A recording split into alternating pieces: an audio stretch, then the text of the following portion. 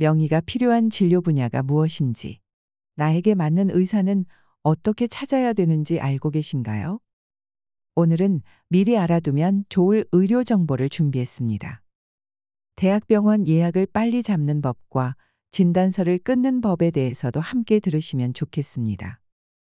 나에게 꼭 맞는 명의를 찾는 법. 누구나 명의를 찾습니다. 명의를 싫어하는 환자들이 어디 있을까요? 내가 막상 아파보면, 내 소중한 사람이 어디 몸이 안 좋으면 유명하고 잘한다는 의사를 찾아가서 진료를 받고 싶으실 텐데요.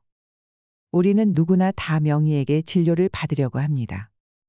그래서 겨우 여기저기 수소문해서 명의를 찾아갔더니 이미 그 명의한테 진료받으려고 줄 서 있는 사람이 수두룩합니다.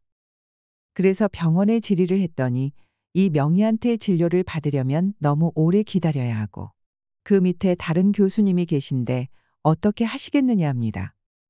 그러면 이제 막 고민이 됩니다. 이럴 때 우리는 어떤 선택을 해야 할까요? 정말 명의가 필요한 진료 분야가 있습니다. 이것을 알면 결정에 도움이 되겠습니다. 이미 아시는 분들은 아주 잘 아실 텐데요. 류마티스 명의인 김성윤 교수님, 위암 관련 대한민국 최고의 명의인 노성훈 교수님을 예로 들어 설명해 보겠습니다. 이 두 분은 모두 자타가 공인하는 정말 최고의 권위자인데요. 그런데 이 두 분 사이에는 차이가 있습니다. 어떤 차이가 있을까요? 먼저 김성윤 교수님은 내과 의사입니다. 그중에 세부 전문을 류마티스를 하신 내과 의사 선생님이시죠. 노성훈 교수님은 외과 의사입니다.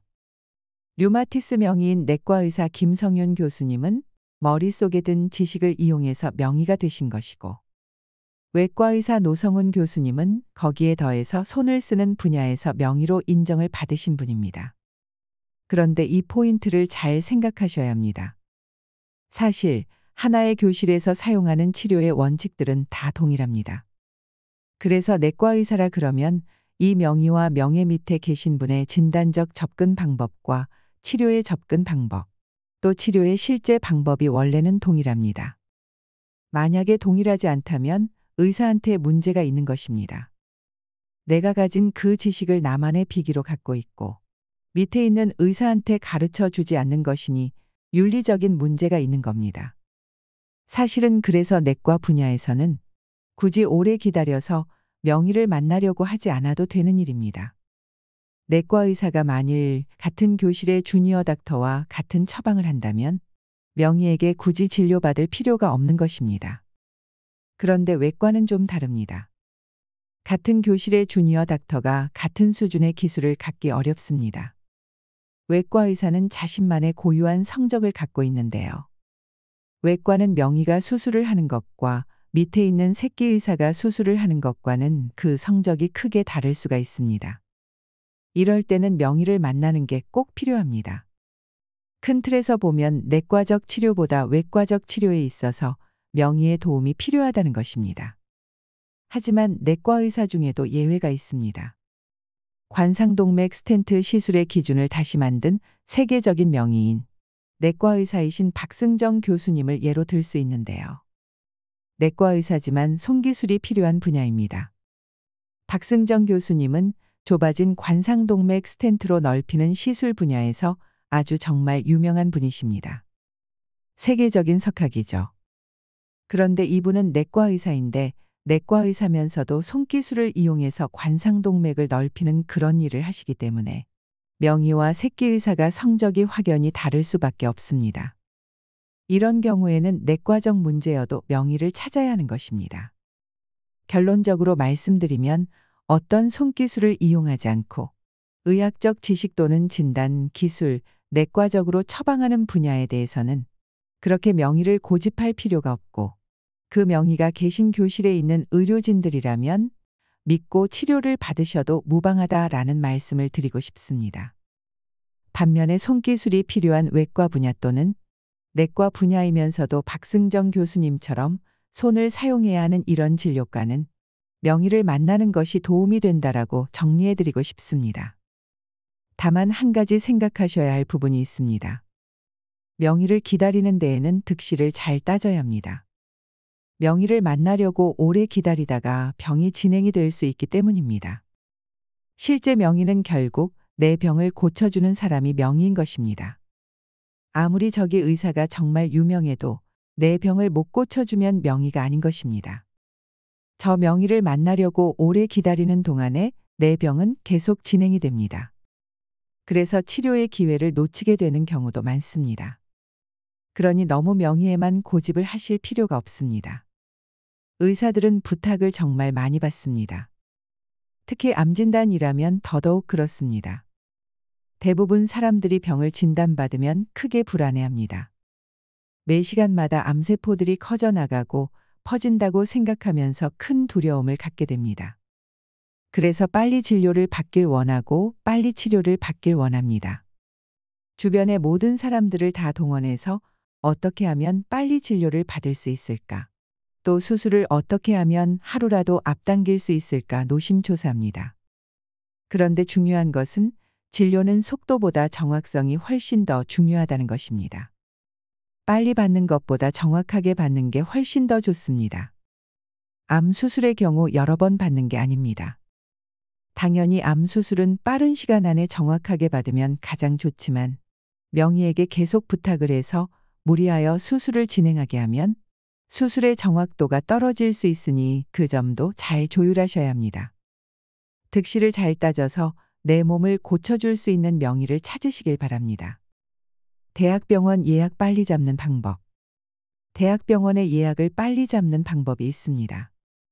비법을 알려드리려고 합니다. 너도 나도 이걸 이용하면 대학병원에서 좀 피곤해질 수도 있는데요. 그래도 아는 것이 힘이니 방법을 알려드리겠습니다. 대학병원마다 진료협력센터라고 하는 부서가 있습니다. 없는 대학병원이 없습니다. 진료협력센터가 무엇이냐면 의뢰하는 의료기관들의 의사들이 내 환자를 좀 더 손쉽게 의뢰할 수 있도록 도와주는 부서입니다. 대학병원의 홈페이지에 들어가 보면 진료협력센터 한라인 원스톱 전용 서비스라고 표기되어 있는 것을 찾으실 수 있으실 텐데요. 대학병원에서는 이런 서비스도 제공을 합니다. 인터넷으로 간편하게 예약을 할 수 있고 외래 환자 전용 예약 접수 수납 창구 운영을 할 수 있도록 합니다. 의사에게도 편의를 주고 또 환자에게도 편의를 주기 위해 필요한 것입니다. 이게 빠른 예약과 무슨 상관이 있느냐 하실 텐데요. 차이가 굉장히 큽니다. 모든 대학병원은 진료협력센터를 운영하고 있고 진료협력센터를 통해 의뢰가 들어온 환자의 예약에 대해서는 우선권을 주는 것입니다. 예를 들면 대학병원이 있는데 환자가 직접 전화를 해서 나 언제 진료를 보고 싶어요 그러면 한참을 기다려야 됩니다. 그런데 이 환자가 어느 의료기관을 통해서 의뢰를 하게 되면 조금만 기다리면 됩니다. 빨리 진료를 볼 수 있는 것입니다. 모든 대학병원은 진료 의뢰를 대단히 중시한다. 따라서 환자를 보내주는 의사와 의료기관을 우대한다. 모든 대학병원은 진료협력센터를 운영하고 있고 진료협력센터를 통해 의뢰가 들어오는 환자의 예약에 우선권을 준다. 이것을 꼭 기억하세요. 이건 사실 대학병원뿐만이 아닙니다. 일반 병원도 패스트 트랙 서비스를 제공하는 경우가 많습니다. 그냥 예약하면 오래 기다리게 되지만 의사 선생님이 이러한 환자를 의뢰하려고 합니다. 연락을 하면 무조건 예약을 빨리 잡아주게 됩니다. 그래서 결론적으로 말씀드리면 진료 일자를 좀 빨리 잡고 싶으시면 여러분들이 다니시는 병원의 의사 선생님한테 진료협력센터를 통해서 예약 좀 빨리 해주세요. 예약 좀 잡아주세요. 그러면 빠른 예약이 가능합니다. 그냥 전화해서 예약하면 대기 시간이 많이 걸립니다. 대부분의 병원이 그렇습니다. 주치의에게 예약을 부탁하면 대학병원의 예약을 빨리 잡을 수가 있습니다. 대부분 병원이 그렇다는 것입니다. 그리고 많은 분들이 궁금해 하시는 것도 말씀드리겠습니다. 꼭 체크해 보셔야 하는데요. 대학병원 진료를 예약하려고 했더니 어느 교수님한테 해야 될지 몰라서 일단 홈페이지에서 맨 위에 있는 분을 선택하니 대기 시간이 6개월, 1년인데 아무래도 밑으로 쭉 내려오니까 대기 시간은 줄었지만 의사 선생님이 젊어 보이는 게 믿음이 좀 떨어진다. 어떻게 해야 되느냐 하시는 분들이 있습니다. 예약하실 때 어떤 분들이 잘하시는지 모르실 때는 이렇게 하시면 됩니다. 일단은 대학병원뿐만 아니라 동네 병원도 그분들이 전공한 게 있습니다. 아무리 과장이라고 하더라도 그분도 전공한 게 있습니다. 이령 맨 앞에 기재되어 있는데요. 뇌 분야 전공이면 뇌, 뇌종양이면 뇌종양, 뇌졸중, 뇌혈관이 적혀 있고 척추면 척추골절, 외상, 협착증 이렇게 구분되어 있습니다. 보통 자기가 제일 잘하는 것을 앞에 써놓습니다. 본인이 신경외과, 정형외과를 예약하려고 EBS 프로그램이나 KBS에 나오는 분들을 봤더니 그분이 이 병원에 있는 거예요. 예약 전화를 하니까 너무 오래 기다려야 합니다.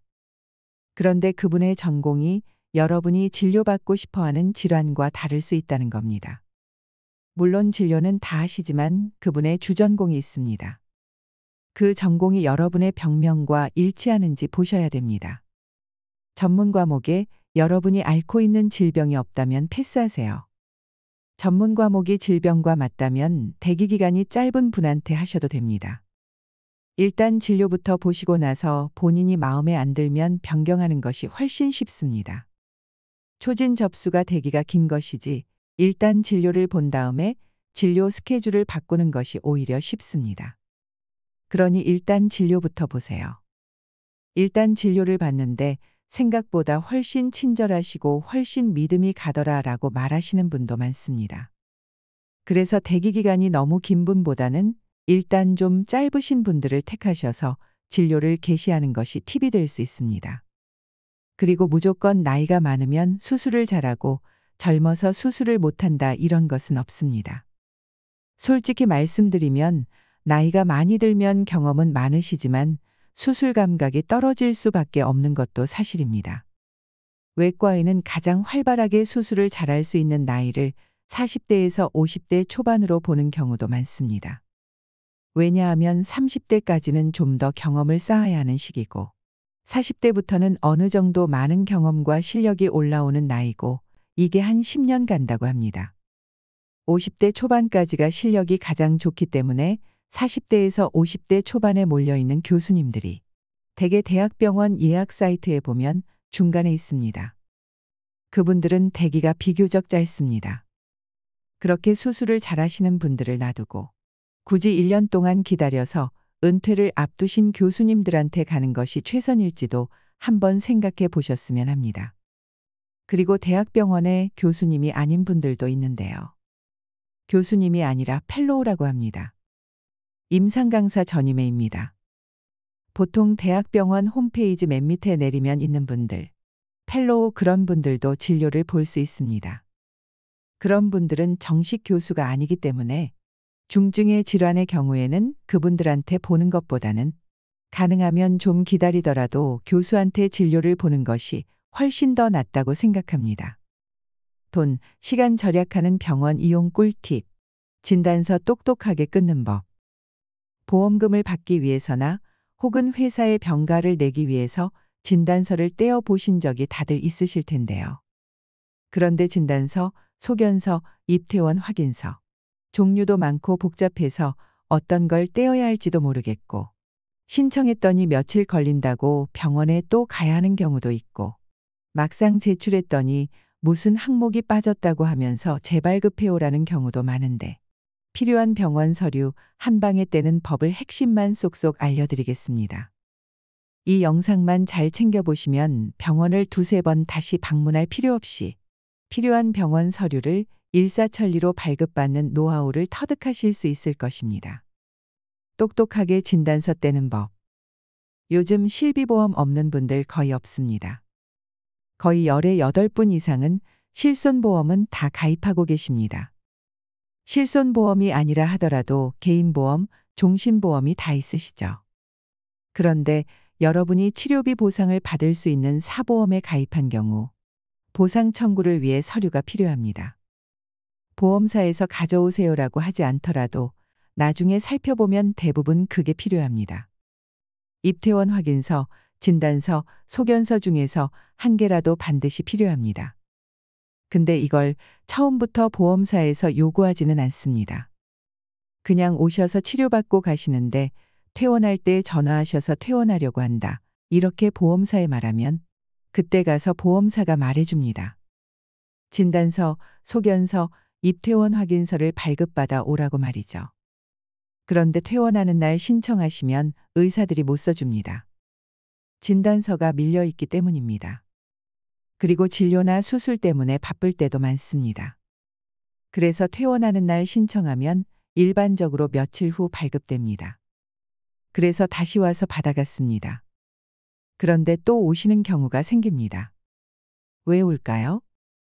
선생님, 진단서에 진단 주수가 빠졌대요. 진단 주수를 기입해야 됩니다. 또 어떤 분들은 보험사 제출용이 아니라 회사의 병가용으로 다시 써달라고 합니다. 몇 주의 요양이 필요하다는 휴식 기간을 적어야 한다며 다시 수정해 달라고 하십니다. 그러면 병원에서 수정해 줍니다. 그런데 또 오십니다. 선생님, 정확한 수술명, 수술 일자도 적어야 한대요. 심지어는 진단서와 소견서를 착각해서 소견서를 가져가야 되는데 진단서를 가져가는 분들도 있고 입퇴원 확인서가 필요한 경우도 있습니다. 이렇게 서너 번 오시는 분들이 많습니다. 앞으로는 이렇게 해보세요. 여러분께서 병원에 입원하신 날, 당일날 바로 보험사에 전화하세요. 그리고 의사에게도 얘기하셔야 합니다. 제가 내일이나 모레 퇴원 예정인데 반드시 그날 해주세요. 이렇게 말해야 합니다. 전화해서 필요한 서류들의 목록을 미리 확인하세요. 그러면 보험사에서 말해줄 것입니다. 그러면 필요한 서류 목록을 꼼꼼하게 기록한 다음에 진단서와 소견서에 정확히 어떤 내용이 들어가야 합니까 물어서 필수 기재 항목을 확인하세요. 그러면 안내원이 말할 겁니다. 진단서엔 반드시 진단명이 적혀 있어야 하고 수술 받으시는 경우 수술명과 수술 날짜를 적어주세요. 소견서는 받으신 비급여 검사, 비급여 약물의 내역을 왜 필요한지 이유를 상세히 적어주셔야 합니다. 제출 서류 확인 사항은 크게 5가지가 있습니다. 진단주수 기입 여부, 수술명, 수술일자 기입 여부, 진단서인지 소견서인지, 비급여 소견서, 입퇴원 확인서. 이것을 꼭 확인하셔서 다시 여러 번 병원에 방문하는 일이 없도록 하시면 좋겠습니다. 검사한 CT와 MRI 같은 고가의 검사는 기본적으로 복사하십시오. 엑스레이는 복사하지 않으셔도 됩니다. 엑스레이는 복사 비용과 찍는 비용이 비슷하기 때문입니다. CT와 MRI 같은 고가의 검사는 필요하든 필요하지 않든 복사하셔서 가지고 계셔야 합니다. 안 그러면 다른 병원에 갈 때 비싼 비용을 들여 다시 찍거나 전에 찍은 병원에 다시 방문해야 합니다. 그리고 파일을 받았다면 내 컴퓨터에 저장시켜 놓으세요. MRI를 찍었던 병원이 망하는 경우도 있습니다. 그러면 또 찍어야 하니 너무 비효율적입니다. 처방전도 꼭 보관하세요. 약을 먹고 있는데 다른 병원에 갔더니 혹시 복용 중인 약이 있으신가요? 묻습니다. 하지만 그렇게 물어도 환자들이 잘 모릅니다. 진통제라고 해도 종류가 정말 많습니다. 복용 중인 약을 모르면 약의 상호부작용, 중복 처방이 있기 때문에 사실 의사가 물어보면 아셔야 하는데 모르는 경우 또 갔다 오셔야 합니다. 물론 요즘은 의약품 안전 사용 서비스라고 해서 이 사람이 현재 복용하고 있는 약에 대한 정보가 뜨기 때문에 요즘 그런 경우는 흔치 않습니다. 하지만 복용하는 약이 있다면 의사에게 항상 한 번 더 확인 받으시는 게 좋습니다. 여러분이 복용하시는 약의 성분과 용량은 여러분이 정확하게 알고 있어야 됩니다. 처방전은 원래 환자 보관용도 줘야 합니다. 약국 제출용과 환자 보관용 처방전, 이렇게 임의 발급이 원칙입니다. 발급받으면 스마트폰으로 사진을 찍어서 보관해 두세요. 그러면 필요할 때 언제든 찾을 수 있습니다. 오늘 영상이 도움이 되셨다면 주위의 소중한 분들께 공유해 주세요. 이상으로 시니어를 위한 모든 것, 시니어 연구소였습니다.